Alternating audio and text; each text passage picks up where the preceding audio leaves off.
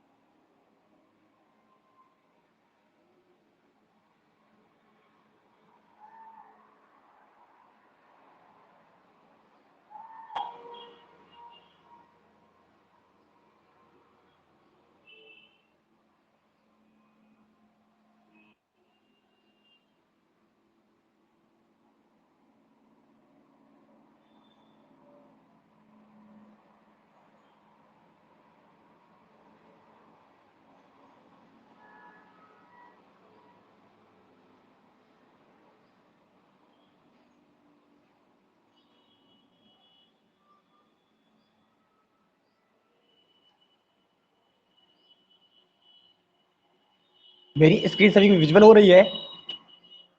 Screen सभी को visual हो रही है कि नहीं हो रही? Yes sir. ओके, तो ये इस स्क्रीन में आपको सभी को दिख रहा होगा कॉलम। कि सबसे पहले आज भी हम लोग डिस्कस कर लेंगे हमारा कॉलम क्या होता है। ठीक।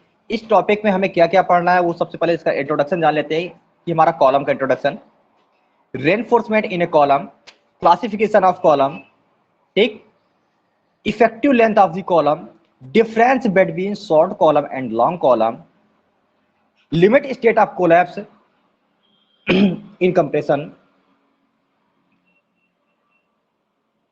नेक्स्ट वहीं पे हमारा design of axially loaded short column और डिजाइन ऑफ कॉलम।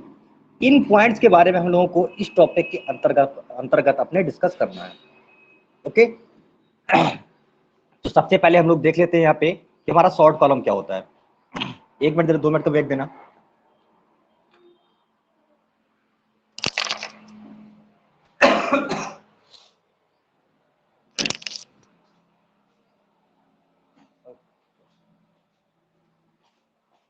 ठीक, तो यहाँ पे हम लोग क्या देखेंगे कि सबसे पहले हमारा कॉलम क्या होता है, जबकि मैंने कल की क्लास में बताया हुआ था कि column is a vertical compression member.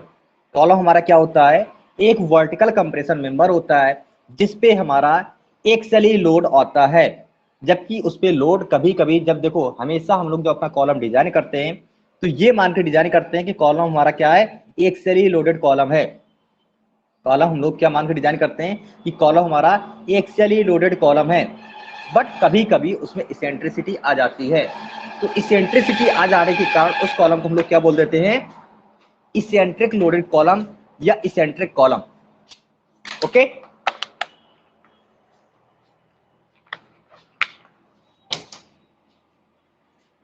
वही देखो यहाँ पे हमारा मेंशन है, a column is defined as a vertical compression member which is mainly subjected to axial load and the effective length of which exceeds 3 times its least lateral dimension। ठीक, ये point भी कल मैंने बताया हुआ था कि कॉलम हमारा क्या होता है, कॉलम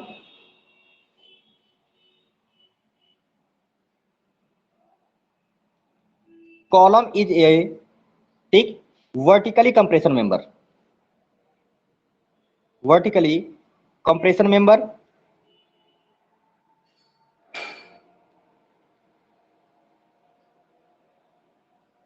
ओके। कि पहली बात हमारा कॉलम क्या है, एक वर्टिकली कंप्रेशन मेंबर है, ध्यान देना, वर्टिकली मेंबर है एंड कंप्रेशन मेंबर है। फिर दूसरा पॉइंट यहां पे हमारा ये दे रखा हुआ है, दूसरा पॉइंट यहां पे क्या दे रखा हुआ है, effective length of which exceeds 3 times it's least lateral dimension. यानी यहां पे जो हमारी इफेक्टिव लेंथ होगी यानी LEF, तो क्या होगी, उसकी जो लीस्ट लेटरल डायमेंशन होगी, ठीक, उसके 3 टाइम से एक्सीड करेगी, तो ही ये केस हमारा क्या होगा, कॉलम होगा, तो ही हमारा क्या है, कॉलम है। इन केस यदि ये हमारा 3 टाइम से एक्सीड नहीं करती है, ठीक, उस केस में हमारा यहाँ पे क्या हो जाएगा, ये पेडेस्टल हो जाएगा, पेड्रल पेडेस्टल, ओके। मैंने दोनों ये केस कल भी बताए हुए थे कि हमारा कॉलम और पेडेस्टल क्या होता है। फिर यहां पे हमारा नेक्स्ट पॉइंट और आता है कि जो हमारा कंप्रेशन मेंबर होता है,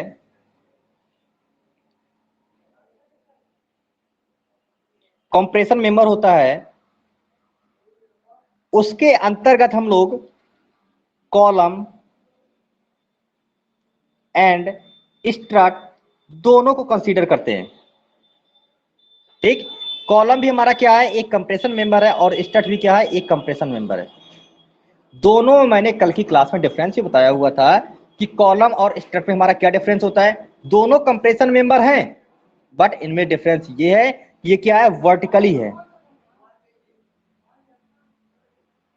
मतलब यहां पे जो हमारा एंगल होगा कितना होगा, angle of inclination 90 degree. Column पे जो हमारा एंगल ऑफ इंक्लाइनेशन होगा कितना होगा, 90 डिग्री होगा। बट वहीं पे स्ट्रट में हमारा डिफरेंस क्या होता है, ये भी एक कंप्रेशन मेंबर था, बट यहां पे ये 90 डिग्री हो भी सकता है, मे बी वेरी भी कर सकता है, मींस लेस देन और ग्रेटर देन भी हो सकता है। मतलब कोई भी ऐसा कंप्रेशन मेंबर जो किसी भी एंगल पे इंक्लाइंड हो, उस प्रकार के मेंबर को हम लोग क्या बोलते हैं, स्ट्रट बोलते हैं। तो इन्हीं से पॉइंट निकालकर मैंने एक पॉइंट ये बताया हुआ था, इन्हीं से एक पॉइंट निकाल के मैंने ये बताया हुआ था कि जो हमारा स्ट्रट होता है वो कॉलम हो सकता है, मींस जो कोई एक कॉलम है वो कॉलम हमारा स्ट्रट हो जाएगा। जैसे यहां पे देखो, ये कॉलम है हमारा, ठीक, इसकी स्टडी हम लोग स्ट्रट के अंतर्गत तो कर लेंगे, बट वहीं पे जो हमारा स्ट्रट होता है, वहीं पे जो स्ट्रट हमारा होता है, स्ट्रट को हम लोग कॉलम नहीं मान सकते हैं। कॉलम को तो स्ट्रट मान लेंगे, कॉलम को हम लोग वहां पे स्ट्रट मान लेंगे, बट स्ट्रट को कॉलम नहीं मान सकते हैं। क्यों? क्योंकि स्ट्रट में एक उसने कंडीशन लगा दी है कि किसी ना किसी एंगल पे इंक्लाइंड होगा, बट कॉलम पे क्या होता है, कॉलम पे फिक्स है, कोई 90 डिग्री पे ही हमारा होगा। तो ये हमारा हो गया column, strut and pedestal, okay. फिर यहां पे हमारा इसी पे नेक्स्ट हेडिंग आती है, classification of column. Next heading क्या है, क्लासिफिकेशन ऑफ कॉलम, कॉलम का वर्गीकरण।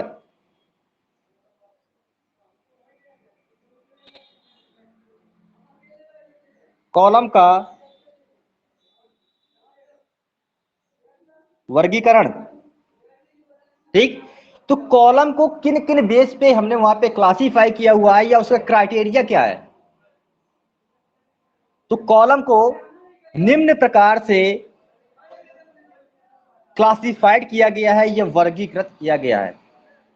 कौन कौन से प्रकार है, नंबर फर्स्ट है हमारा shape of cross section. First हमारा क्या है, शेप ऑफ क्रॉस सेक्शन।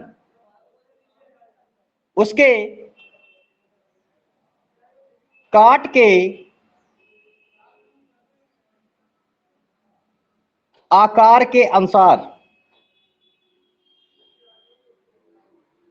ठीक, फर्स्ट पॉइंट हमारा क्या हो गया, शेप ऑफ क्रॉस सेक्शन, मतलब उसका जैसा हमारा कट बना हुआ है या उसका जो सेक्शन है उस सेक्शन के आकार के अनुसार। ओके, फिर वहीं पे हमारा सेकंड पॉइंट यहां पे क्या दे रखा हुआ है, material of construction. Material of construction का मतलब क्या है, निर्माण सामग्री के अनुसार, निर्माण सामग्री के अनुसार। ओके, फिर हमारा उसी पे थर्ड पॉइंट है, थर्ड पॉइंट यहां पे क्या है, टाइप्स ऑफ लोडिंग, मतलब लोडिंग के अनुसार, जो उस पर लोड आ रहे हैं, लोड के प्रकार के अनुसार भी उन्हें डिस्ट्रीब्यूट करते हैं। यानी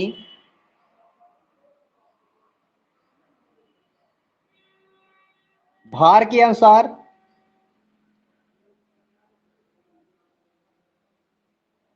ठीक। फिर नेक्स्ट पॉइंट है यहां पे अकॉर्डिंग टू सिलेंडरनेस रेशियो, मतलब तनुता अनुपात के आधार पर क्या होगा,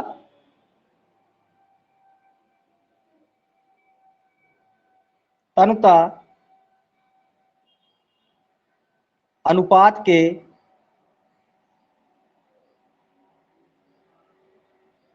आधार पर। नेक्स्ट एंड लास्ट पॉइंट यहां पे दे रखा हुआ है, लास्ट पॉइंट हमारा क्या है, types of lateral reinforcement, types of lateral reinforcement means उस पे जो हम लोग लेटरल रेनफोर्समेंट डाल रहे हैं उसके अनुसार, लेटरल रेनफोर्समेंट के अनुसार। ये हमारे क्या हो गए, क्लासिफिकेशन के क्राइटेरिया हो गए या वर्गीकरण हो गए कि हम लोग कॉलम का वर्गीकरण कैसे करेंगे। ठीक, तो अब वन बाय वन हम लोग इनको डिस्कस करेंगे कि सबसे पहले हमारा शेप ऑफ क्रॉस सेक्शन के अकॉर्डिंग हमारा कॉलम कितने टाइप्स का होता है, एंड मटेरियल ऑफ कंस्ट्रक्शन के अकॉर्डिंग हमारा कितने टाइप का होता है, एंड थर्ड हमारा जो टाइप्स ऑफ लोडिंग है, टाइप्स ऑफ लोडिंग मतलब भार के अनुसार, जो उस पे कॉलम पे हमारा भार आ रहा है उसके अनुसार कॉलम को कितने भागों में बांटा गया है, एंड फोर्थ है हमारा सिलेंडरनेस रेशियो के अकॉर्डिंग, मतलब तन्यता अनुपात के आधार पर, एंड फिफ्थ पॉइंट हमारा क्या है, टाइप्स ऑफ लेटरल रेनफोर्समेंट, उस पे हमने जो लेटरल रेनफोर्समेंट प्रोवाइड की है उसके अनुसार। ओके, अब यहां पे सबसे पहले देख लेते हैं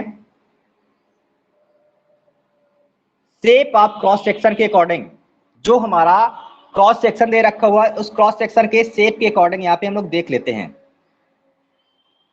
फर्स्ट पॉइंट हमारा क्या था, according to shape of cross section, first point हमारा क्या था, according to shape of cross section, यानी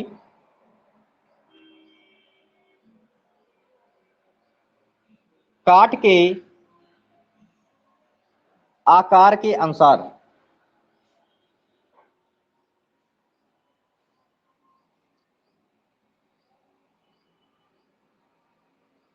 ठीक, जो हमारा शेप ऑफ क्रॉस सेक्शन है, शेप ऑफ क्रॉस सेक्शन के अनुसार हम लोगों ने कॉलम को कितने पार्ट में डिस्ट्रीब्यूट किया हुआ है, तो देख लो सबसे पहला हमारा क्या है, square, then rectangular, circular, pentagonal, hexagonal, octagonal, T shape and L shape. तो कौन कौन सा है यहाँ पे हमारा, फर्स्ट है वर्गाकार, वर्गाकार, सेकंड है यहाँ पे हमारा कौन सा, आयताकार,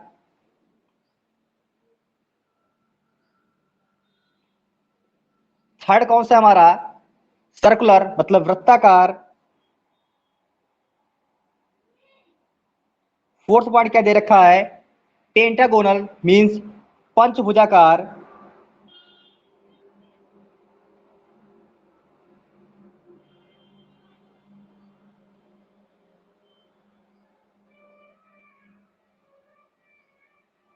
एंड फिफ्थ पॉइंट है हमारा कौन सा, हेक्सागोनल मींस षष्ठभुजाकार।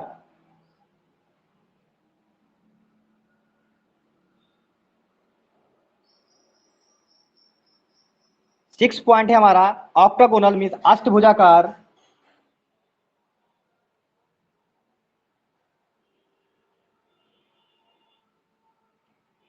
एंड जो हमारा नेक्स्ट पॉइंट है, सेवेंथ पॉइंट, वो कौन सा है?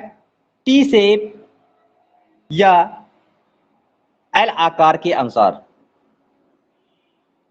अब यहां पे हमारा एक मेन पॉइंट आता है कि ऐसे वर्गाकार, आयताकार, वृत्ताकार, पंचभुजाकार, अष्टभुजाकार, षष्ठभुजाकार, तो ऐसे हम लोग कितनी साइड्स मान सकते हैं? ऐसे हम लोग कितनी साइड्स का कॉलम बना सकते हैं? तो यहां पे हमारा एक मेन पॉइंट ये है कि कॉलम की जो मैक्सिमम साइड्स होंगी, ठीक, तो नोट पॉइंट करके यहां पे लिख लो, नोट करके, जो हमारा कॉलम होगा मैक्सिमम हम लोग ऑक्टागोनल ही डिजाइन कर सकते हैं, ऑक्टागोनल ही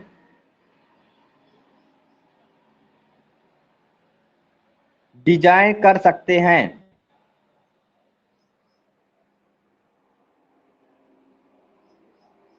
ठीक, मैं मैक्सिमम के केस में बता रहा हूं कि मैक्सिमम हम लोग जैसे मान रहे हैं आयताकार, वृत्ताकार, मैक्सिमम हमने क्या माना? अष्टभुजाकार।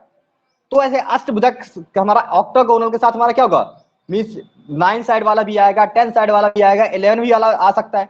तो नहीं है, हमारे आईएस कोड ने क्या किया हुआ, एक रिस्ट्रिक्शन लगाया हुआ है। रिस्ट्रिक्शन क्या लगाया हुआ कि मैक्सिमम हम लोग जो कॉलम डिजाइन करेंगे वो 8 साइड वाला तक ही डिसाइड कर सकते हैं, या 8 साइड वाला कॉलम ही हम लोग मैक्सिमम डिजाइन कर सकते हैं। ओके, तो ये हमारा था classification of column according to shape of cross section. ये हमारा किसके अनुसार था? कॉलम का वर्गीकरण उसके काट के आकार के अनुसार। ओके, अब यहीं पे हमारा नेक्स्ट पॉइंट क्या था? नेक्स्ट पॉइंट था उसी पे कि कॉलम का वर्गीकरण मटेरियल के अनुसार। हमारा नेक्स्ट पॉइंट क्या था? जो हम लोग हमारी निर्माण सामग्री है, निर्माण सामग्री के अनुसार। यहां पे लिख लो सेकेंड पॉइंट,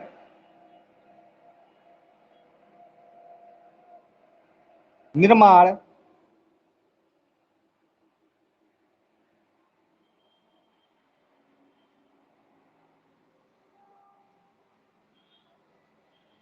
निर्माण सामग्री के आधार पर।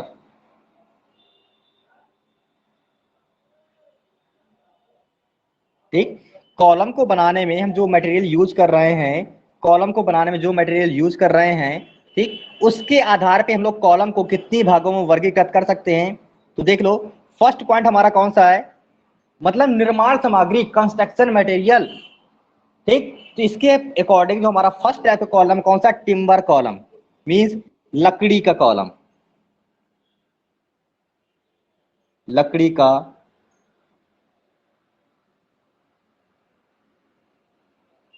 कॉलम। ओके, सेकेंड पॉइंट हमारा क्या है यहाँ पे? Masonry column. मैसनरी कॉलम का मतलब क्या होता है यहाँ पे? चिनाई का कॉलम। चिनाई का मतलब समझते हो? Brick work. चिनाई का मतलब वहां पे क्या हो गया? ब्रिक वर्क से रिलेटेड है, ध्यान देना।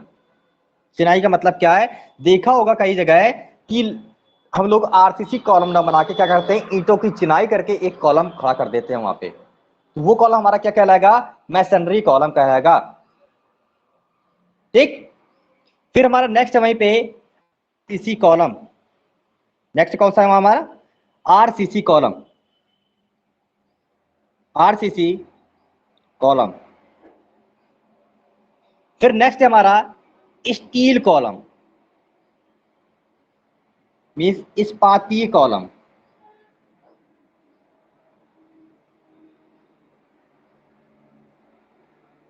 देन हमारा लास्ट पॉइंट आता है यहाँ पे कंपोजिट कॉलम। कंपोजिट कॉलम का मतलब क्या होता है? जब किसी कॉलम को दो या दो से अधिक मटेरियल को मिलाकर बनाया जाए। कंपोजिट का मतलब क्या होता है? देख लो पहले, सबसे पहले कंपोजिट का मीन्स, कंपोजिट का मीन्स क्या है? टू और मोर देन टू मटेरियल।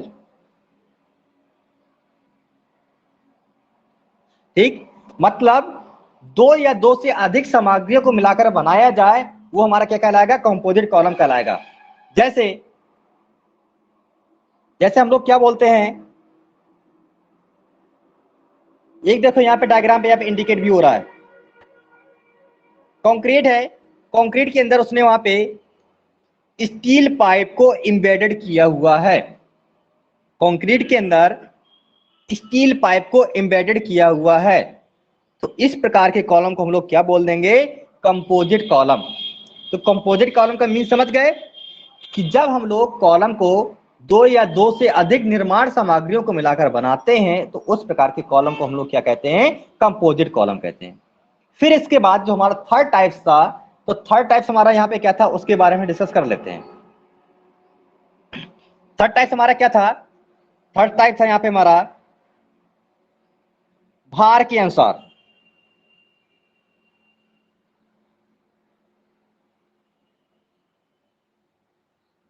ठीक, भार के अनुसार मतलब टाइप्स ऑफ लोडिंग, जो उस पे भार आ रहा है या लोड आ रहा है उस लोडिंग के अकॉर्डिंग। तो यहाँ पे फर्स्ट पॉइंट हमारा कौन था, फर्स्ट पॉइंट था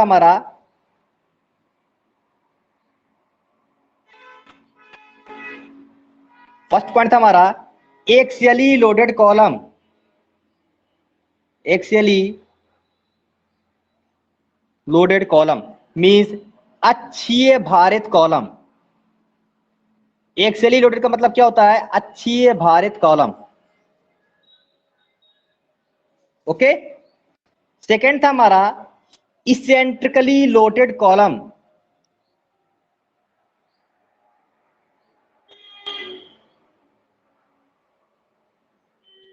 इसेंट्रिकली लोडेड कॉलम। इसका मतलब क्या हुआ, उत्केंद्रित कॉलम या उत्केंद्रित भारित कॉलम, उत्केंद्रित भारित कॉलम। ठीक, इसका मतलब क्या हुआ, जरा एक बार इसका मीन्स देख लो कि अच्छी भारित और उत्केंद्रित भारित का मीन्स क्या है। तो अच्छी भारित और उत्केंद्रित भारित का मीन्स यहां पे ये होता है कि जैसे मान लो सपोज दैट यहां पे हमारा एक कॉलम है, ठीक, यहां दो कॉलम दिख रहे होंगे इस प्रकार से, दोनों कॉलम पे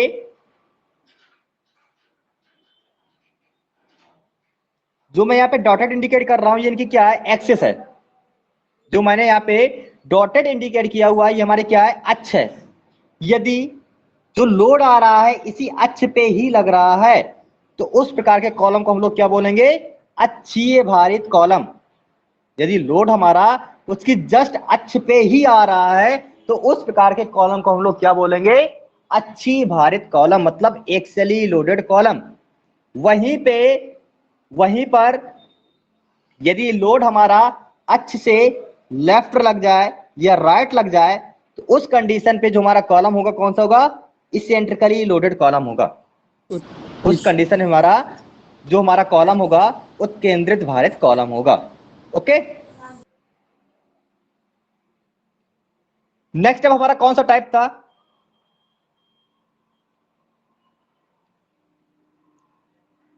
अकॉर्डिंग टू सिलेंडरनेस रेशियो, मतलब तन्यता अनुपात के आधार पर। हमारा नेक्स्ट पॉइंट था 4 पॉइंट, कौन सा था, तन्यता अनुपात के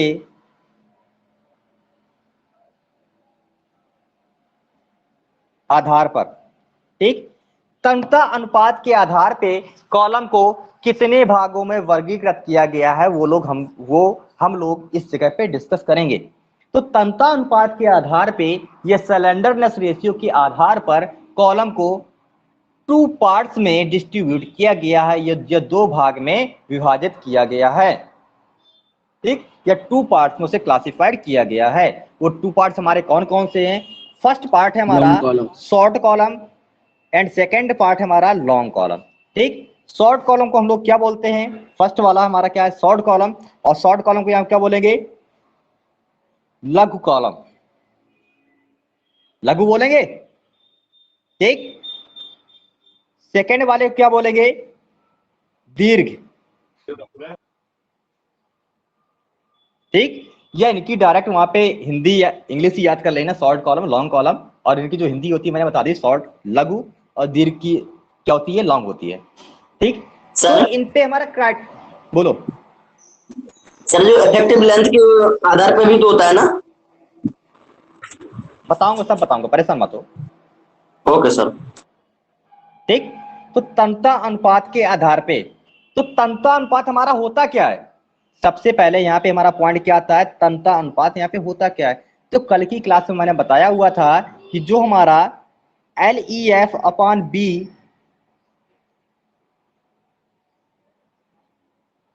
LEF अपॉन बी और LEF अपॉन बी और LEF अपॉन डी का जो रेशियो होता है, इसी को हम लोग क्या बोलते हैं, तन्यता अनुपात बोलते हैं। इसी को क्या बोलते हैं, तन्यता अनुपात बोलते हैं। ठीक, तो यहाँ पे जो हमारा LEF है, वो LEF क्या है, effective length of column, effective length of column. Effective length का मतलब क्या है, प्रभावी लंबाई, प्रभावी लंबाई। अब यहां पे प्रभावी लंबाई क्या होती है? तो प्रभावी लंबाई मैंने कल बताया हुआ था कि प्रभावी लंबाई का मीन्स क्या है। यहाँ पे जो यहाँ पे तुम्हारी प्रभावी लंबाई है, 12। ठीक, तो प्रभावी लंबाई हमारी यहाँ पे क्या होगी, the length, the length between zero movements,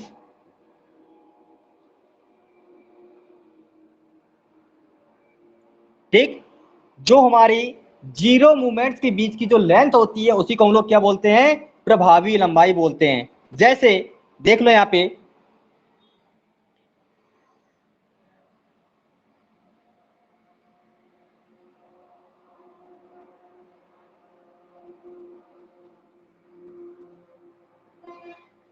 मैंने एक कोई कॉलम लिया हुआ है, ठीक, ये कॉलम के बोथ साइड फिक्स हैं, यानी ये भी हमारा क्या है, बद्ध सिरा है, और ये भी हमारा क्या है, बद्ध सिरा है। जब इसके दोनों सिरे फिक्स हैं, ठीक, उस कंडीशन पे यदि यहाँ पे इसमें ऊपर से कोई लोड आता है, यहाँ पे मान लो क्यू लोड अप्लाई कर रहे हैं, जब इस पे ऊपर से हमारा यहाँ पे क्यू लोड अप्लाई होगा, तो क्या करेगा, जो फिक्स्ड पॉइंट है उधर पे हमारी इसकी जो बकलिंग कंडीशन होगी बहुत कम होगी। इसके बाद जैसे जैसे हम मिड पे आएंगे, उसकी बकलिंग थोड़ा हमारी यहाँ पे बढ़ जाएगी, यानी कुछ कॉलम हमारा,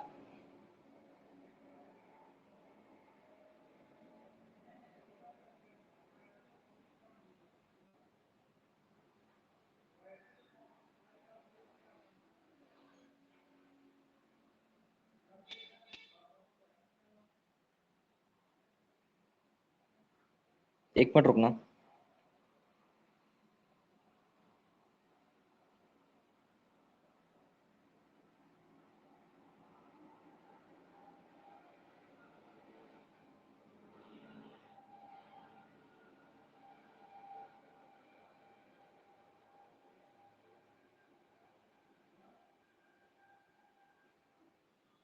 ठीक, तो यहाँ पे देखा, ये वाला सिरा हमारा कौन सा है, ये भी बद्ध कंडीशन है, यानी फिक्स सिरा है, और ये वाला भी क्या है, बद्ध सिरा है।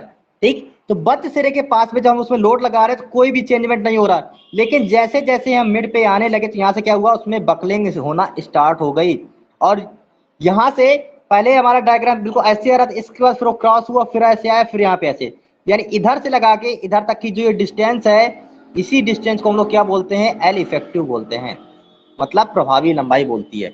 जो कि मैंने इसके 4 केस बताए हुए थे। वॉइस नहीं आ रही क्या?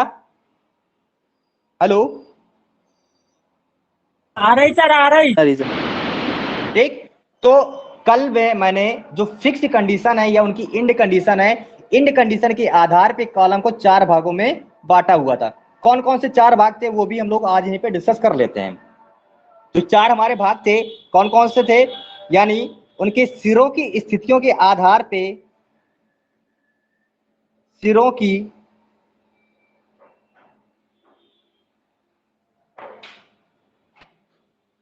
स्थितियों के आधार पर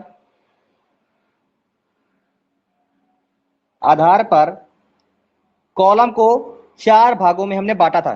ठीक, कौन कौन से हमने 4 पॉइंट पढ़े हुए थे? फर्स्ट, बोथ साइड फिक्स, जब बोथ एंड्स फिक्स्ड, ठीक। सेकंड पढ़ा हुआ था बोथ एंड्स हिंज। थर्ड पढ़ा हुआ था one fixed and other free.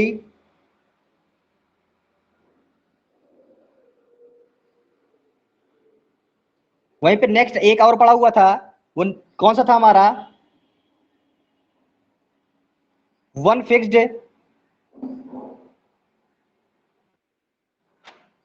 And other hinge. One fixed other hinge. ये चार कंडीशन, ये चार कॉलम हम लोगों ने पढ़े हुए थे कल, जो उनकी सिरों की स्थितियों के आधार पे both ends are fixed, both ends hinge, one fixed one free and other fix, मतलब one fixed and other hinge. इस प्रकार से चार स्थितियां हम लोगों ने पढ़ी हुई थी। तो अब यहाँ पे हम लोग थे अपने तंत्रानुपात पे। तो तंत्रानुपात मैंने क्या बताया, L E F by B या L E F by D का जो हमारा रेशियो होता है वो क्या कहलाता है, तंत्रानुपात कहलाता है। तो वहां पे हमारा क्या होगा, यानी एस आर बराबर L E F by B और L E F by D, कुछ भी कर सकते हो। तो देखना हम लोग कैसे पहचानेंगे कि कौन सा कॉलम हमारा शॉर्ट कॉलम है और कौन सा कॉलम वहां पे हमारा क्या है, लॉन्ग कॉलम है।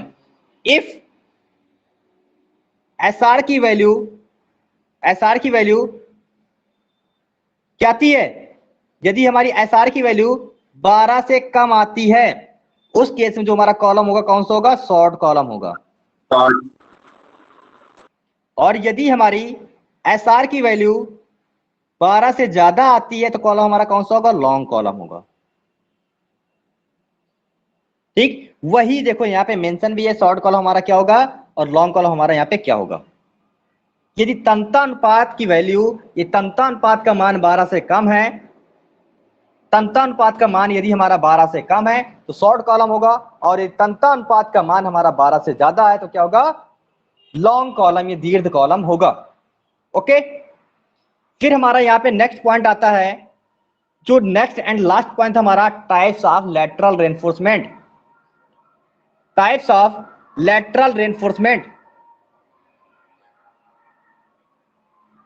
तो लेटरल रेनफोर्समेंट के अकॉर्डिंग कॉलम को कितने भाग में डिस्ट्रीब्यूट किया गया है वो देखो यहां पे मेंशन है। कौन कौन से पॉइंट है देख लो एक बार। ये पॉइंट यहां पे दिख रहा होगा, types of lateral reinforcement.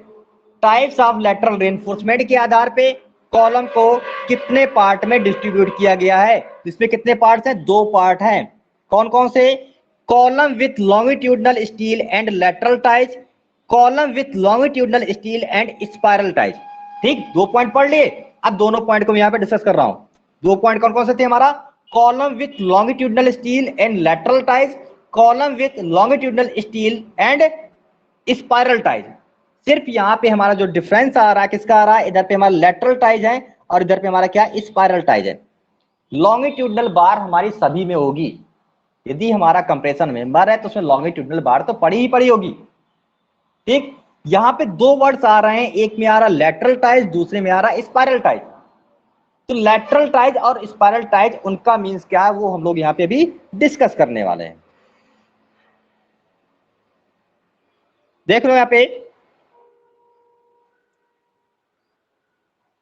First point हमारा क्या था, कॉलम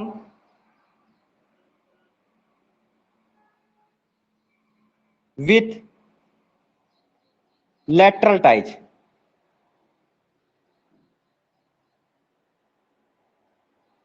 ठीक, और यहीं पे सेकेंड पॉइंट हमारा ये था, column with spiral ties, with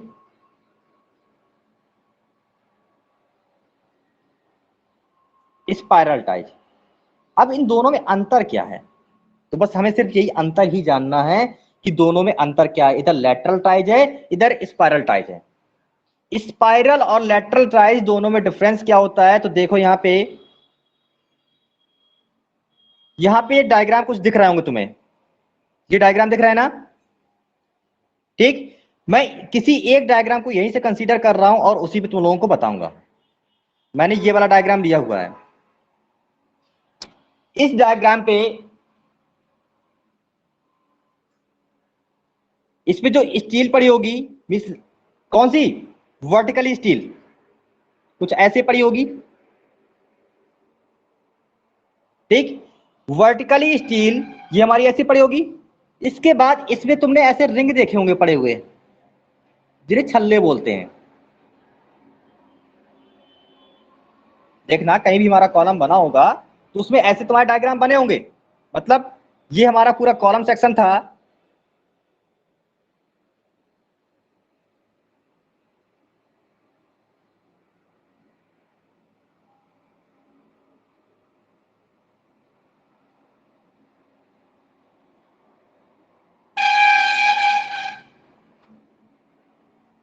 ये पूरा कॉलम सेक्शन शो हो रहा ना, ठीक। अब इधर पे देखना, एक मैंने वर्टिकल रेनफोर्समेंट ये डाल दिया, दूसरी वर्टिकल रेनफोर्समेंट मैंने ये डाल दिया। ओके, इनके बीच में मैंने यहां पे ये टाइल्स डाल दी।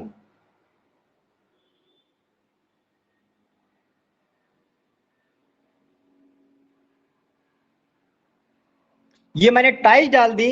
यदि मैं इस प्रकार से टाइल्स डाल रहा हूं तो जो मेरा एक कॉलम होगा, ये जो मेरे कॉलम के शेप होगा, ये कॉलम मेरा कौन से टाइप का होगा, कॉलम विथ लेटरल टाइज।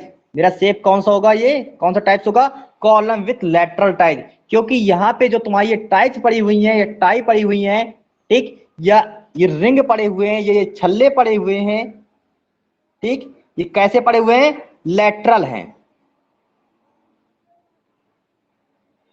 तो इसको हमने क्या बोल दिया, कॉलम विथ लेटरल टाइज। वहीं पे वहीं पे यदि मैं क्या करूं कि इन छल्लों को हटा के, आजकल के टाइम पे सब लोग स्पाइरल रजिस्टर यूज करते हो। तुम लोग मार्केट से रजिस्टर लेके आते हो, ठीक, उस रजिस्टर पे देखते होगे कि ऐसे छल्ले छल्ले रूप में ऐसे ऐसे यहाँ पे स्प्रिंग टाइप में पड़ी होती है। तो ये हमारे कौन सी है, ये है मेन बार, मेन बार, ये मेन रेनफोर्समेंट, ठीक। और जो यहाँ पे ऐसे छल्ले छल्ले पड़े हुए हैं, इनको हम लोग क्या बोलेंगे, स्पाइरल टाइज, स्पाइरल टाइज। समझ गए दोनों डिफरेंस क्या होगा। लेटरल टाइज का मतलब क्या है कि जस्ट उसने यहाँ पे ऐसे हॉरिजॉन्टली ये डाल दिया है। स्पाइरल का मतलब क्या है कि उसने यहाँ पे ये ऐसे छल्ले रूप में ऐसे बना दिए हैं। तो इसको हम लोग क्या बोलेंगे, column with lateral ties and column with spiral ties. जिसका अच्छा खासा एग्जांपल है हमारा, जो हम लोग स्पाइरल रजिस्टर यूज करते हैं। तो स्पाइरल रजिस्टर में देखते हो कि पीछे क्या होती है, एक प्लास्टिक की स्प्रिंग टाइप में लगी होती है। अब मान लो कि उसके सरिया के ऊपर चढ़ा दो, ठीक, तो वो हमारा क्या हो जाएगा, बिल्कुल स्पाइरल है। तो column with spiral ties. Lateral ties का मतलब क्या है कि जो तुम लोग जर्नली देखते हो, जबकि हमारा जो स्पाइरल टाइज वाला होता है, स्पाइरल टाइज वाला ज्यादा स्ट्रेंथ देता है with comparison to lateral ties. With comparison to lateral ties, spiral ties का जो हमारा कॉलम होगा ज्यादा स्ट्रेंथ देगा। कितनी ज्यादा स्ट्रेंथ देगा, 5% ज्यादा स्ट्रेंथ देता है। जो हमारा स्पाइरल टाइप का कॉलम होता है वो लेटरल टाइप की तुलना में 5% अधिक स्ट्रेंथ या क्षमता प्रदान करता है। ओके,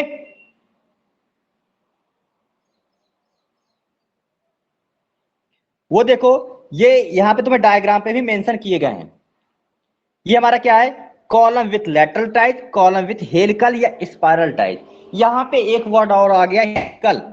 तो जो हमारा स्पाइरल होता है, स्पाइरल को ही हम लोग हेलिकल भी बोल देते हैं, स्पाइरल को हेलिकल भी बोल देते हैं। तो देख रहे होगे कि इस वाले डायग्राम पे यहाँ पे जो रिंग डाले गए हैं या टाइल्स डाली गई, कैसी डाली गई हैं, ऐसे लेटरली डाली गई हैं।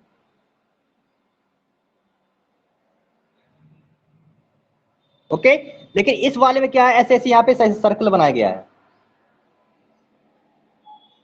मतलब पूरा तुम्हारा घूम के सर्कल बना रहता है, जैसे हमारी स्प्रिंग होती है ऐसे, ऐसे सब पूरे फंसे रहते हैं ये। ठीक, इस वजह से इस कॉलम को हम लोगों ने क्या बोला हुआ है, स्पाइरल टाइज। ये हमारा क्या है, स्पाइरल टाइज कॉलम है, और ये हमारा क्या है यहाँ पे, लैटरल टाइज कॉलम है। इसके बाद इसकी जो मेन बार होती है, मेन बार को हम लोग क्या बोलते हैं, लैटरल स्टील बोलते हैं। मेन बार को हम लोग क्या बोलेंगे, लैटरल स्टील बोलेंगे। यहाँ पे देखो इसका क्रॉस सेक्शन भी उसने बनाया हुआ है, उसने इधर पे उसका क्रॉस सेक्शन ही बनाया हुआ है। इस क्रॉस सेक्शन पे देखो, इस क्रॉस सेक्शन में देखो, यहाँ पे दिख रहा होगा कि पहले ये क्या था, ये पूरा हमारा कॉलम का सेक्शन, क्रॉस सेक्शन है। इसके अंदर मैंने यहाँ पे क्या किया हुआ है, अपना रेनफोर्समेंट डाला हुआ है। एक मेरी स्टील इस पॉइंट पे है, एक इस पॉइंट पे है, एक इस पॉइंट पे है, और एक इस पॉइंट पे। मैं जितनी डिजाइन करूंगा उतनी हो जाएंगे, 4 6 7 8 जो भी मुझे डिजाइन करना है उतना हो जाएगा। ठीक, तो यहाँ पे जो गैप हम लोग दिए हुए हैं, ये गैप क्या है, इस गैप को क्या बोलते हैं, इस गैप को हम लोग बोलते हैं कवर। क्या बोलते हैं, कवर या आवरण,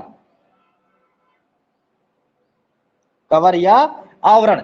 हम लोग कवर कितना कितना प्रोवाइड करते हैं, तो यहां पे देख लो, जो हम लोग कॉलम पे कवर प्रोवाइड करते हैं वो कितना देंगे,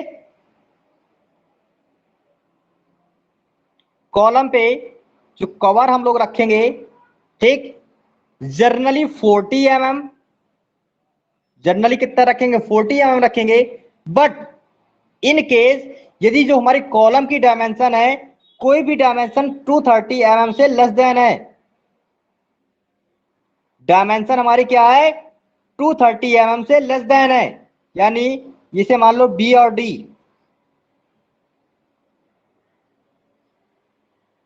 इस केस में 230 mm, ये 230 mm से कम है। इस केस में जो यहाँ पे हम लोग कवर देंगे वो 40 mm देके कितना देंगे, बताओ कितना प्रोवाइड करेंगे,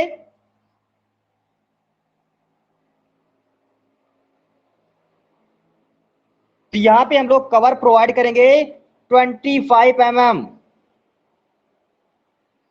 ठीक, बाकी हमारे आईएस कोड पे अभी पूरा दे रखा होगा कि कहां पे किस केस पे कैसे कैसे हम लोग वैल्यू कंसीडर करेंगे। यदि वहां पे डायमेंशन हमारी 230 mm से ज्यादा हो रही है, तो उस केस में हम लोग जो कवर प्रोवाइड करेंगे वो 40 mm प्रोवाइड करेंगे। यदि 230 mm या 230 mm से कम है, तो उस केस में जो हम लोग कवर प्रोवाइड करेंगे या आवरण प्रदान करेंगे वो कितना करेंगे, 25 mm करेंगे। ओके,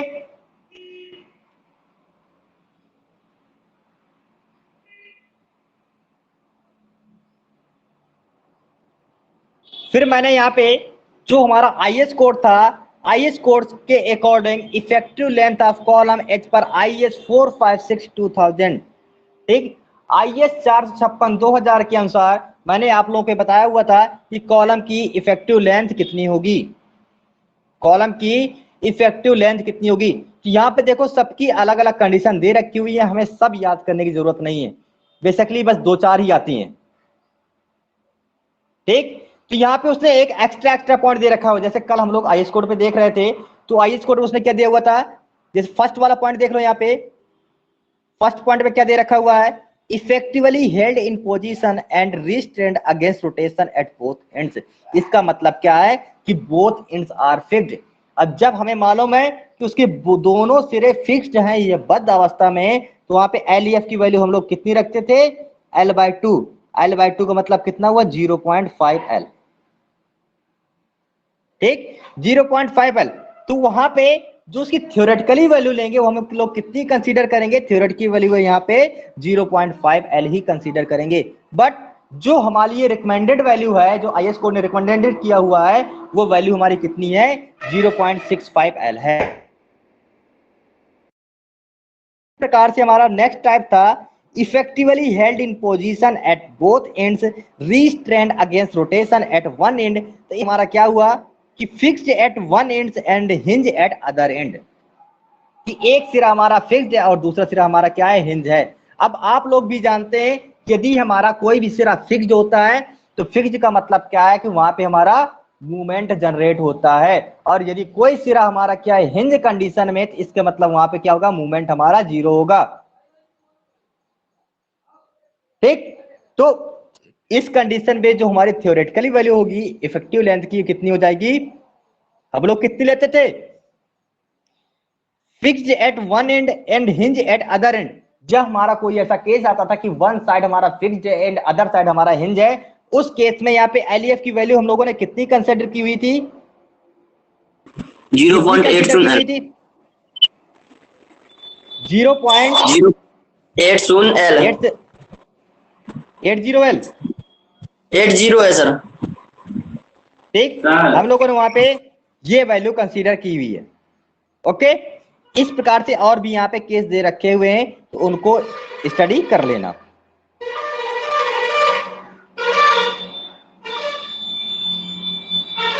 ठीक, बस दो चार ये मेन है जो हम लोगों ने चार टाइप्स पढ़े हुए थे, उन्हीं चार टाइप से भी आएगा, बट कभी कभी कंडीशन लगा देता है कि इफेक्टिवली हेल्ड इन स्ट्रेंड या रिस्ट्रेंड या पोजीशन अगेंस्ट रोटेशन, ठीक, या फिक्स्ड या पार्शियली रिस्ट्रेंड, ऐसी कंडीशन लगा देता है, तो उनके अकॉर्डिंग थोड़ा थोड़ा हमारा चेंज हो जाता है। तो इनकी जो लैंग्वेज थोड़ा थोड़ा इंग्लिश में लिख देता है, जैसे अगेंस्ट रोटेशन है या पार्शियली रिस्ट्रेंड है या रिस्ट्रेंड है या स्ट्रेंड है। ठीक, तो ये तुम्हें लैंग्वेज बिल्कुल जो लिखी है same to same IAS code से तुम्हें लर्न करनी होगी, और इसका कोई ऑप्शन नहीं है, कोई चांस नहीं है।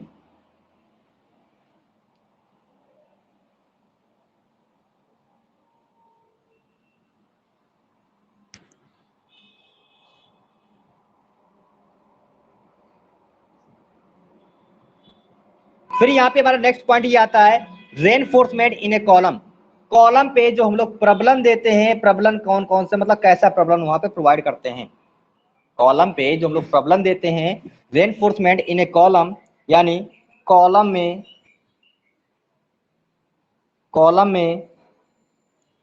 प्रॉब्लम। ठीक, कॉलम में जो हम लोग प्रॉब्लम देते हैं, कौन से देते हैं, दो प्रकार से देते हैं। इसको टू पार्ट में डिस्ट्रीब्यूट किया है, first and second. First part हमारा क्या है, लॉन्गिट्यूडनल रेनफोर्समेंट। फर्स्ट हमारा क्या है, फर्स्ट हमारा लॉन्गिट्यूडनल रेनफोर्समेंट, एंड सेकेंड हमारा क्या है, ट्रांसवर्स रेनफोर्समेंट।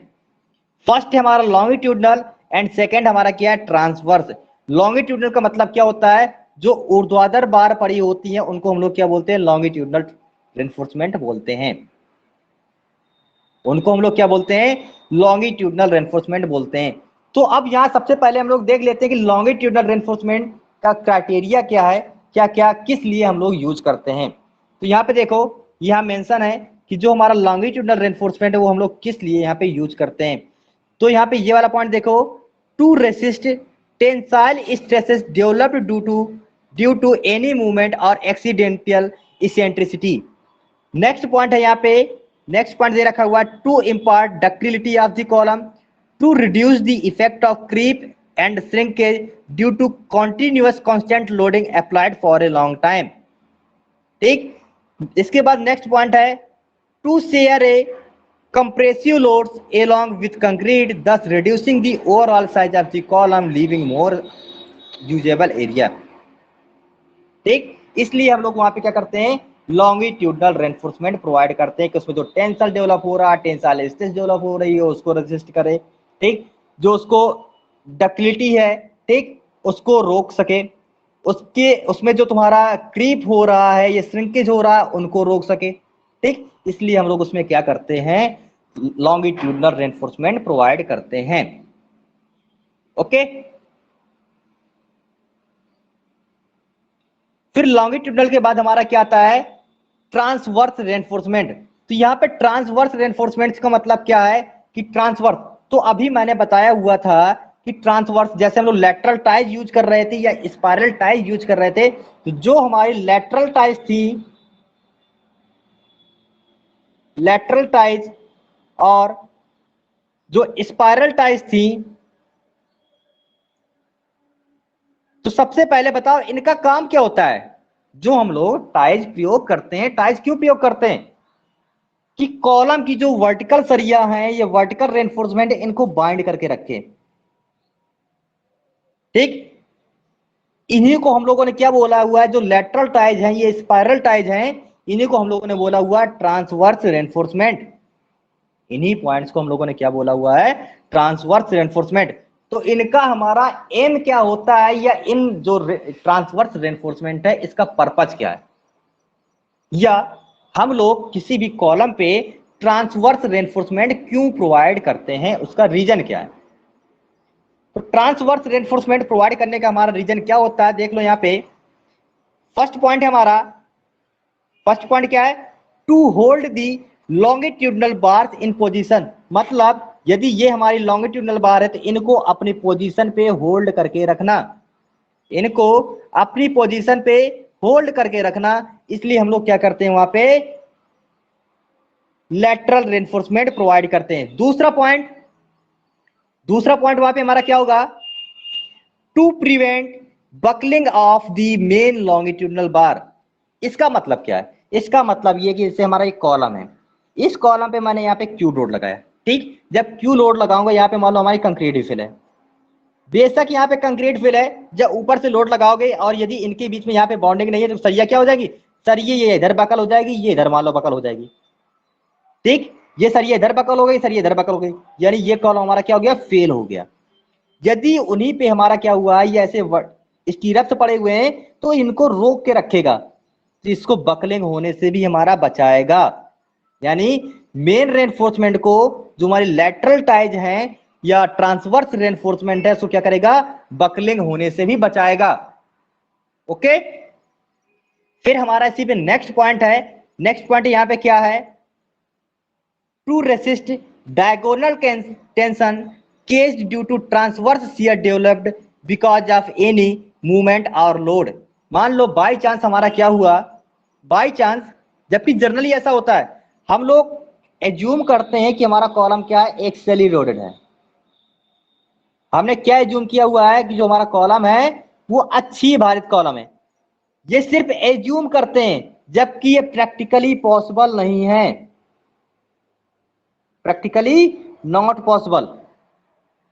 हम लोग बेशक एज्यूम कर लें कि हम लोग कॉलम की डिजाइनिंग भी करेंगे एक्सेली मान के, ठीक, एज्यूम भी कर लेंगे कि हमारा एक्सेली लोडेड कॉलम है, लेकिन प्रैक्टिकली, ठीक, हम लोग एक्सेली लोडेड कॉलम बना ही नहीं सकते हैं, तो प्रैक्टिकली ये क्या है, इम्पॉसिबल है। तो जब हमारा प्रैक्टिकली ये इम्पॉसिबल है, ठीक, तो अब हमारा कॉलम कैसा हो जाएगा, एक्सेली लोडेड की अकॉर्डिंग, या एक्सेली लोडेड की जगह हमारा जो कॉलम हो जाएगा, कौन सा कॉलम हो जाएगा, इसेंट्रिक लोडेड कॉलम हो जाएगा।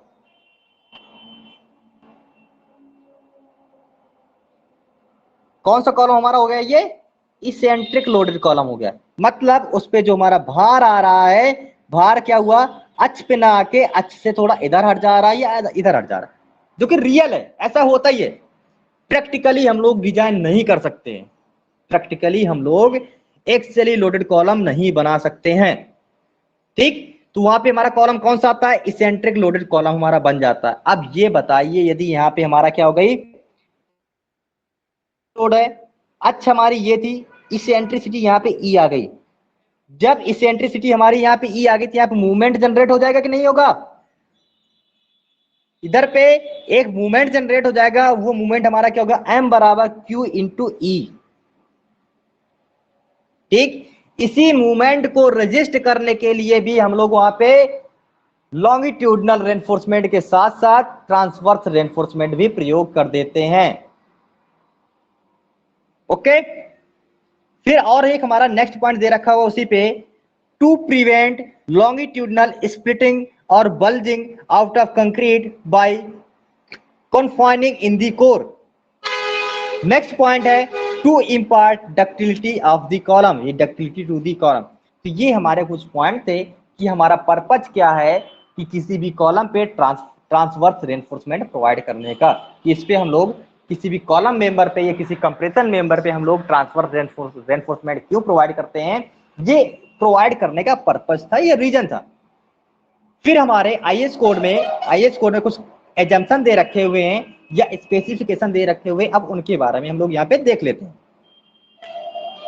क्या स्पेसिफिकेशन हमारे आईएस कोड में दे रखे हुए हैं, ये सब जो स्पेसिफिकेशन ये प्रत्येक स्टूडेंट को लर्न होने चाहिए, प्रत्येक स्टूडेंट को, बिना इनके तुम कॉलम का एक भी क्वेश्चन नहीं कर सकते हो।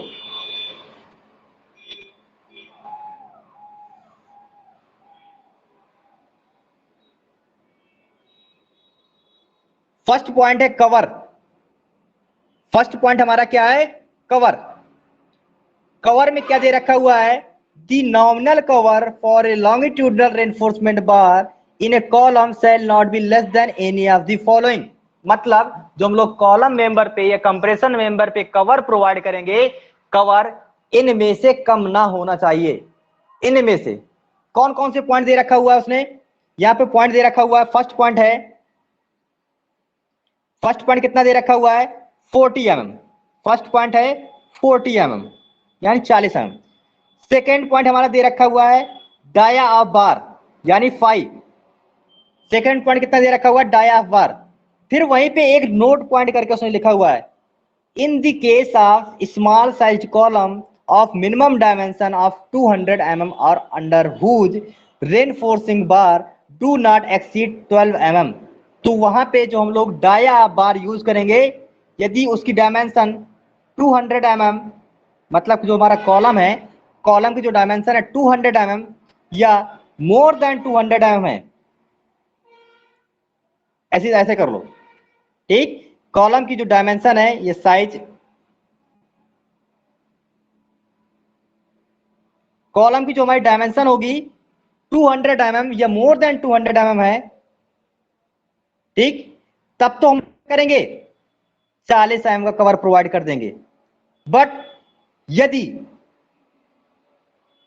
इसकी डायमेंशन 200 mm से कम है, 200 mm, ये 200 mm से कम है, उस केस में यहां पे जो हम डाया बार प्रोवाइड करेंगे यानी मैक्सिमम डाया बार प्रोवाइड करेंगे, वो कौन सा करेंगे? 12 mm 5 का।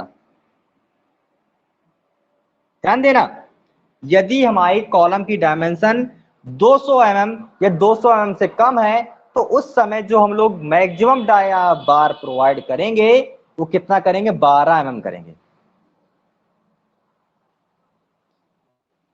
और इस पे जो हम लोग कवर प्रोवाइड करेंगे, वो कवर कितना देंगे? 25 mm का कवर यहां पे प्रोवाइड करेंगे, जो कि दोनों केस मैंने बताए हुए थे ऑलरेडी कि हम लोग जर्नली कवर देते हैं 40 mm, यदि उसकी डायमेंशन 200 या 200 mm से कम है, तो उस केस में वहां पे कवर कितना देंगे? 25 mm का कवर देंगे। और यदि उसकी डायमेंशन हमारी कितनी है? 200 mm, ये 200 mm से कम हो रही, तो उस केस में जो मैक्सिमम डाया बार उसमें प्रोवाइड करेंगे वो 12 mm की करेंगे। ठीक, यहीं पे एक केस हमारा और दे रखा हुआ है, हमारे आईएस कोड ने एक केस और यहां पे दे रखा हुआ है। कौन सा केस दे रखा हुआ है कि हम नोट पॉइंट करके लिख लेना कि कॉलम पे 12 mm से कम व्यास का सरिया प्रयोग ही नहीं कर सकते, प्रयोग ही नहीं कर सकते। ठीक, ये हमारे आईएस कोड ने डायरेक्ट बोला हुआ है। आईएस कोड ने सीधा वहां पर रिस्ट्रिक्शन लगाया हुआ है, क्या कि हम लोग कॉलम मेंबर पे 12 mm से कम डाया कि सरिये का यूज ही नहीं करेंगे। लेकिन किस फॉर्म में? ये जो 12 mm मैंने बोला हुआ है, ये 12 mm किसका है? ये लॉन्गिट्यूडनल रेनफोर्समेंट का, लैटरल का नहीं। ये किसका है? लॉन्गिट्यूडनल का। मतलब जो हमारी लॉन्गिट्यूडनल ये मेन बार होती है, मेन बार के रूप में हम लोग जो सरिया प्रयोग करते हैं वो 12 mm से कम व्यास की सरिया उसमें प्रयोग नहीं करेंगे। जबकि ट्रांसवर्स में करेंगे, लेकिन लॉन्गिट्यूडनल के रूप में हम लोग क्या करेंगे? 12 mm से कम व्यास की सरिया प्रयोग नहीं करेंगे। ओके, आगे देखो।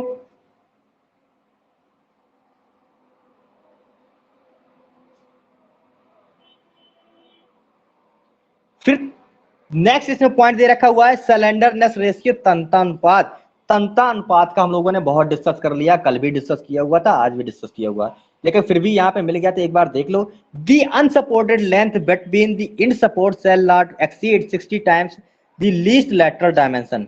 ओके, ये कल भी आईएस कोड में तो सेम हमारा पॉइंट मिला हुआ था क्लास नंबर 25.3 पे। फिर इसके बाद जो हमारी मिनिमम इसेंट्रिसिटी होती है, मिनिमम इसेंट्रिसिटी का भी हमने कल फॉर्मूला पढ़ा हुआ था, क्या? LEF बाई 500, कौन सा फॉर्मूला पड़ा हुआ था? LEF by LEF by 500 plus B और D बाई 30, ये किसके बराबर होगा? ई मिनिमम के। ठीक, कल ये फार्मूला मैंने यहां पे डिस्क्राइब भी किया हुआ था। दूसरा फार्मूला क्या बताया हुआ था कि ई मिनिमम की वैल्यू बराबर होगी, ये ज्यादा होगी किसके? 20 mm के। एक केस और बताया हुआ था कि ई मिनिमम की वैल्यू,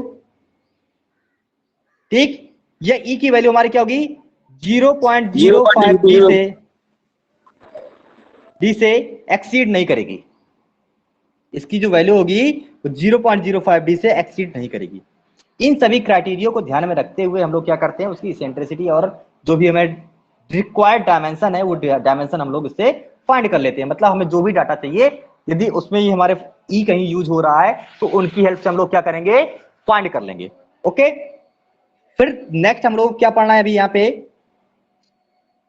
लॉन्गिट्यूडनल रेनफोर्समेंट। अब लॉन्गिट्यूडनल रेनफोर्समेंट पे देख लो, ये हमारे आईएस कोड पे दे रखा हुआ क्लास नंबर 26.5.3.1। जिनके पास आईएस कोड हो ओपन करके देख लेना, क्लास नंबर 26.5.3.1। इसमें कितना दिया हुआ है कि जो हमारा कॉलम होता है, कॉलम पे जो मिनिमम परसेंटेज ऑफ स्टील हम लोग प्रोवाइड करेंगे, मिनिमम परसेंटेज ऑफ स्टील वो कितना प्रोवाइड करेंगे? 0.8%। ध्यान देना, ये पॉइंट मैंने पहले ही बताया हुआ था शायद। Minimum percentage of steel column के केस में हम लोग कितनी प्रोवाइड करेंगे? 0.8%।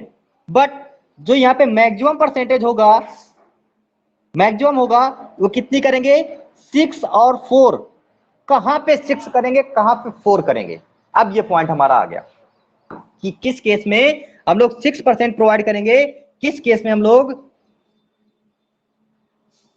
4% प्रोवाइड करेंगे। यहां पे देखो, इसमें दे रखा हुआ है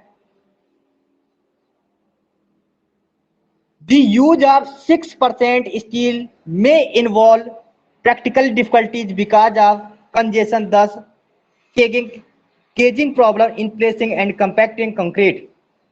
ठीक, इससे क्या होता है कि कुल मिला के कि यदि कॉलम पे ओवरलैपिंग नहीं की गई है, ओवरलैपिंग हम लोगों ने नहीं की है, तो हम लोग 6% उसमें प्रोवाइड कर सकते हैं। और यदि वहां पे ओवरलैपिंग की है, कॉलम पे ओवरलैपिंग हुई है, तो हम लोग क्या करेंगे? 4% ही प्रोवाइड करेंगे। अब यहां पे बात आती है ओवरलैपिंग क्या है? ओवरलैपिंग का मतलब होता है कि जैसे मान लो हमें जो हमारा कॉलम है वो 3 मीटर लॉन्ग है, ठीक, उसकी लेंथ कितनी है? 3 मीटर।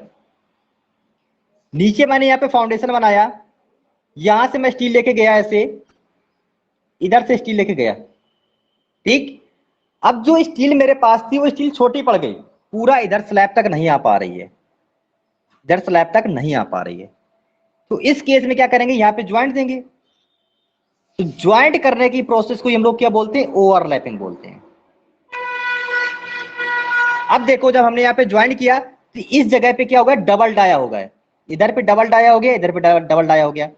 जब यहाँ पे डाया ऑलरेडी डबल हो गया है तो जो एरिया है, तो एरिया को ज्यादा कवर करेगा, ठीक। एरिया ज्यादा कवर करेगा मतलब एरिया हमारा क्या हो जाएगा? ज्यादा कंजेस्टेड हो जाएगा, ज्यादा कंजेस्टेड हो जाएगा। इसके मतलब कि हमारी क्या होगी? कास्टिंग करने में डिफिकल्टीज आएंगी, हमें कॉलम कास्ट करने में क्या हो जाएगी? बहुत सारी प्रॉब्लम आएंगी। प्रॉब्लम क्या आएगी? कंक्रीट हमारी पूरी नहीं जा पाएगी नीचे तक, तो हो सकता है कि वहां पे हनी कॉम्ब आ जाए, हो सकता है वहां पे हनी कॉम्ब आ जाए। अब ये हनी कॉम्ब क्या है? हनी कॉम्ब का मतलब होता है मधुमक्खी की संरचना। जैसे मधुमक्खी का छत्ता देखा है, कुछ ऐसे ऐसे छत्ते टाइप में रहते हैं, ऐसे ऐसे,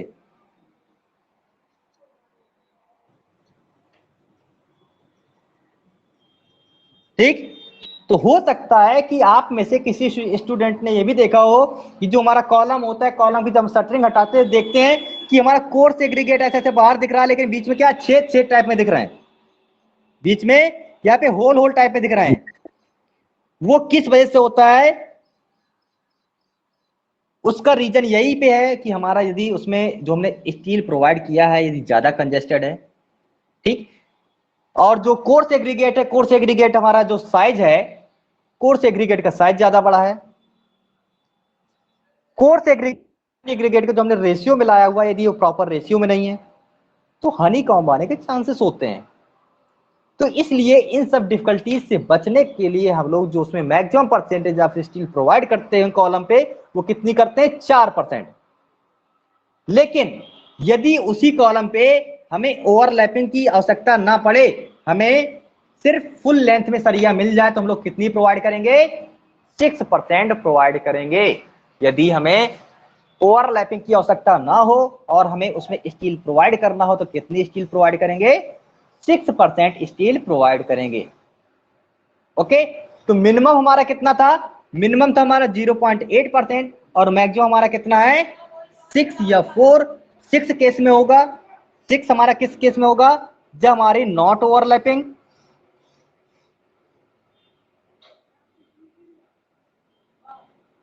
4 हमारा किस में केस में होगा? जब यहां पे हम लोगों ने ओवरलैपिंग की हो। और ओवरलैपिंग भी समझ गए होगी कि हमारी ओवरलैपिंग क्या होती है, ठीक। फिर और यहां पे नेक्स्ट देखो,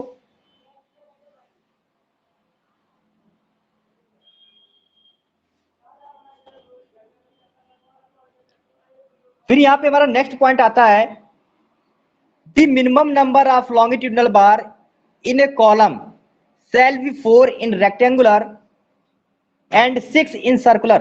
ये पॉइंट हमारे लिए बहुत ज्यादा इंपॉर्टेंट है कि कॉलम पे है हम लोग जो हमारा बार प्रोवाइड करते हैं मींस लॉन्गिट्यूडनल, जैसे अभी मैंने दिखाया हुआ था ये लॉन्गिट्यूडनल रेनफोर्समेंट है, ठीक। ये कितनी प्रोवाइड करते हैं, कितनी होती है संख्या में? तो यहाँ पे हमारे आईएस कोड ने कुछ एजम्पशन दे रखा हुआ है, स्पेसिफिकेशन दे रखा हुआ है कि यदि हमारा कॉलम कैसा है? रेक्टेंगुलर कॉलम है, उस केस में हम तो लोग फोन होगा सर। जो मिनिमम नंबर ऑफ बार कितनी प्रोवाइड करेंगे? 4 प्रोवाइड करेंगे। बट यदि वहीं पे हमारा सर्कुलर आ गया तो सर्कुलर के केस में हम लोग कितनी प्रोवाइड करेंगे? 6 प्रोवाइड करेंगे। ओके, ये सभी को मालूम होना चाहिए कि किस केस में, रेक्टेंगुलर के केस में मिनिमम 4, सर्कुलर के केस में मिनिमम 6। मैक्सिमम कर सकते हो लेकिन मिनिमम हमारी इतनी चाहिए ही चाहिए। ये पॉइंट्स हमारे काम आएंगे डिजाइनिंग पे। नेक्स्ट देखो यहाँ पे शो हो रहा है the bar shall not be less than 12 mm इन डायमीटर, जो कि मैंने अभी पहले ही बताया हुआ था कि इस पे जो हम लोग लॉन्गिट्यूडनल बार यूज करेंगे वो 12 mm से क्या होना चाहिए? 12 mm से कम नहीं हो सकती। Dia bar not less than 12 mm, ठीक। लॉन्गिट्यूडनल की बात कर रहा हूं मैं। जो हम लोग लॉन्गिट्यूडनल बार यूज करेंगे, लॉन्गिट्यूडनल बार का जो डाया होगा वो 12 mm से कम हम लोग प्रयोग नहीं कर सकते। ओके, नेक्स्ट देखो,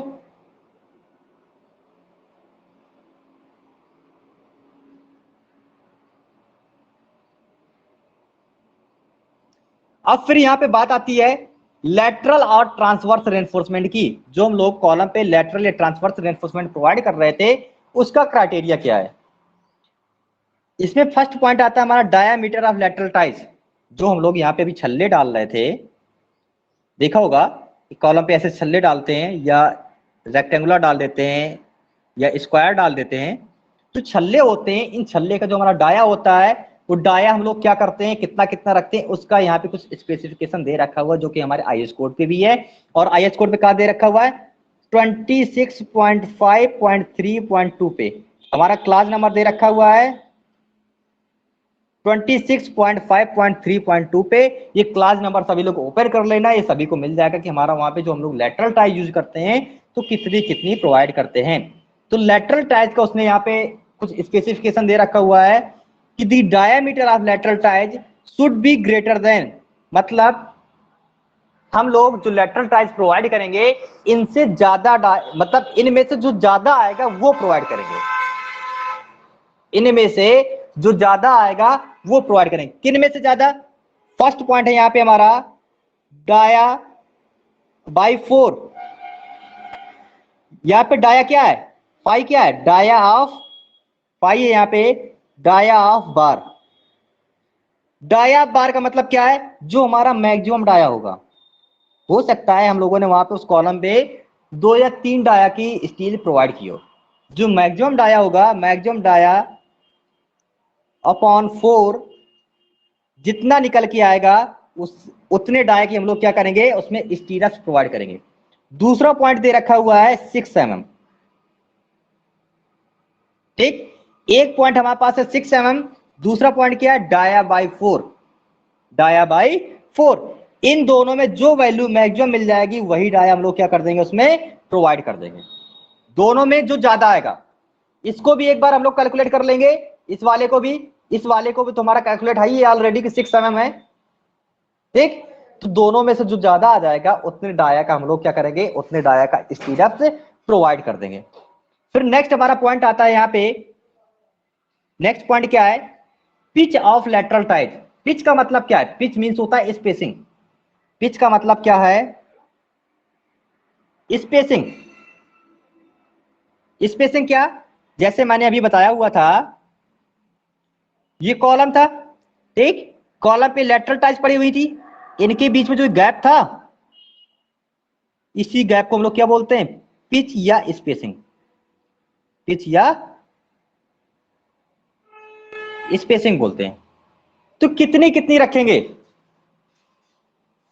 इसका जो क्राइटेरिया होता है, स्पाइरल के केस में थोड़ा अलग क्राइटेरिया हो जाता है, और जो लेटरल टाइज थी उनके केस में हमारा थोड़ा अलग क्राइटेरिया हो जाता है।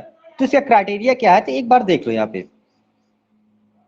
यहाँ पे जो हमारा क्राइटेरिया होगा, फर्स्ट पॉइंट दे रखा हुआ है least lateral dimension of column. Least lateral dimension of column का मतलब क्या है? जैसे कॉलम का साइज दे रखा हुआ 300 mm इंटू 500 mm। ठीक, ए पॉइंट।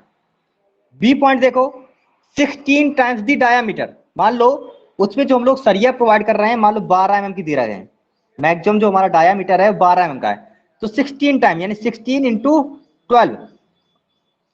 फिर थर्ड पॉइंट हमारा सी पॉइंट है 300 mm। तो इसमें देखो फर्स्ट पॉइंट में उसने क्या बोला हुआ है? लीस्ट लेटरल डायमेंशन, मतलब इन दोनों में से कौन सा कम है? ये वाला कम है। ये इसका जरा मल्टीप्लाई कराओ, कितना आएगा? 12 2 और 7 12 का 12 12 19 192, और यहां से हमें कितना मिलेगा? 300। अब हमारे पास 3 है प्रोवाइड करने के लिए, हम लोग क्या करेंगे? कौन सी स्पेसिंग इसमें सिलेक्ट करेंगे? तो देखो हम लोग हमेशा वो सिलेक्ट करते हैं जिसमें हम लोग सेफ रहें। तो हमारे पास एक स्पेसिंग दे रखी है 300 mm, दूसरी स्पेसिंग दे रखी है 192 mm, तीसरी स्पेसिंग दे रखी है 300 mm। तो किसी भी केस में हम लोग 300 mm से ज्यादा एक्सेप्ट नहीं कर सकते, यानी यदि 300 mm से ज्यादा स्पेसिंग आ रही है तो हम लोग एक्सेप्ट नहीं करेंगे। तो तीनों में देखो, तीनों में सबसे कम कौन है? तीनों में कम कौन है? सबसे जो कम होगा वही प्रोवाइड कर देंगे। तीनों में सबसे कम कौन था? 192। ठीक, तो तीनों हमारा सबसे कम है 192 mm। तो वहां पे हम लोग क्या करेंगे? ऐसे लिख देंगे यहां पे जो हमारा स्पेसिंग होगा, स्पेसिंग सेंटर टू सेंटर कितनी लिखेंगे? 192 mm। उसको बराबर करके यहाँ पे समानुपाती का साइन लगा दो, बराबर लिख दो 200 mm, क्योंकि 192 थोड़ा मेजरमेंट करने में प्रॉब्लम होगी, तो हम लोग कितनी प्रोवाइड कर देंगे? 200 mm। जबकि तुम लोग वहां पे एक्चुअल निकालोगे, उसे शो करोगे कि यहाँ पे 192 mm आ रही है, लेकिन हम लोग प्रोवाइड कितनी करेंगे? 200 mm। ओके, जी तो सर। आज का सेशन इतना एनफ है। और बताइए, यदि